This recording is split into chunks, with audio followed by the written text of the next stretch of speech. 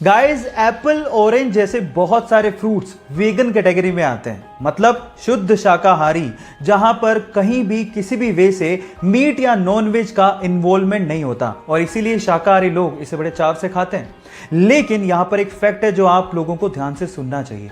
जब इन फ्रूट्स को स्टोरेज में स्टोर करके रखा जाता है तो इन पे एक वैक्स लगाया जाता है ताकि ये लंबे समय तक फ्रेश रह सकें। लेकिन इंटरेस्टिंग बात यह है कि ये वैक्स शेलिक वैक्स कहलाता है और ये वैक्स बेसिकली इंसेक्ट से बनाया जाता है, यानी कि वो वैक्स नॉन वेज है। और इसीलिए मैं आपसे कहना चाहता हूं कि जब भी आप फ्रूट्स खाएं तो उसे अच्छे से धो लें, वैक्स को जरूर हटा लें, क्योंकि जो दिख रहा है वो है नहीं।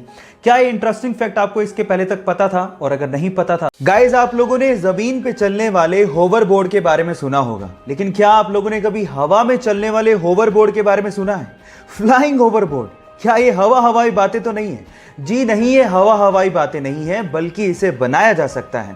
और इसे बनाने के लिए दो चीजों की जरूरत है, पहला मैग्नेट और दूसरा पायरोलाइटिक ग्रेफाइट। ये पायरोलाइटिक ग्रेफाइट क्या है? ये एक ऐसा सब्सटेंस है जो कि मैग्नेटिक फील्ड में आते ही डायामैग्नेटिक सब्सटेंस की तरह काम करता है, यानी कि मैग्नेटिक फील्ड में आते ही ये मैग्नेट के अपोजिट डायरेक्शन में फोर्स अप्लाई करता है और हवा में ही रहता है।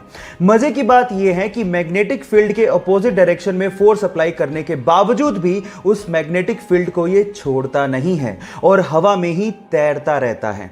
इसी खास बात की वजह से फ्लाइंग होवरबोर्ड बनाए जा सकते हैं। गाइस, कैसी लगी ये टेक्नोलॉजी और इसके बारे में आपका क्या ख्याल है? एयर पॉल्यूशन आज के समय की सबसे बड़ी समस्या है और इसका खामियाजा ना सिर्फ नेचर को भुगतना पड़ रहा है, बल्कि इंसान भी इससे अछूता नहीं है।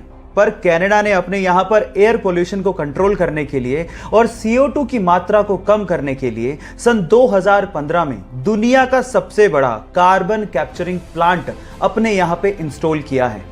इस कार्बन कैप्चरिंग प्लांट को बिग आई ब्लैक और बिल गेट्स की मदद से इंस्टॉल किया गया है।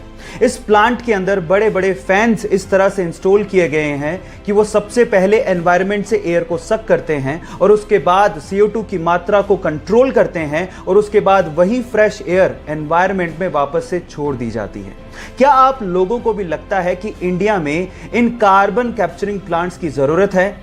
गाइस, आप लोगों ने अक्सर पुलिस वालों को भी ट्रैफिक रूल्स को तोड़ते हुए देखा होगा और मजे की बात यह है कि ट्रैफिक पुलिस वाले उन पुलिस वालों को कुछ भी नहीं कहते। लेकिन थांबा, हर जगह पे ऐसा नहीं होता। इस इमेज को ध्यान से देखिए। इस इमेज में एक ट्रैफिक पुलिस वाला दूसरे पुलिस अफसर का चालान काटता हुआ दिख जाएगा। ऐसा इसीलिए हुआ कि उस पुलिस वाले ने ट्रैफिक रूल्स को तोड़ा और साथ ही में हेलमेट भी नहीं पहना। और इस इमेज से ये साफ साफ संदेश जाता है कि आप चाहे जो भी हो, चाहे कुछ भी हो, आप लोगों को भी रूल्स फॉलो करने चाहिए।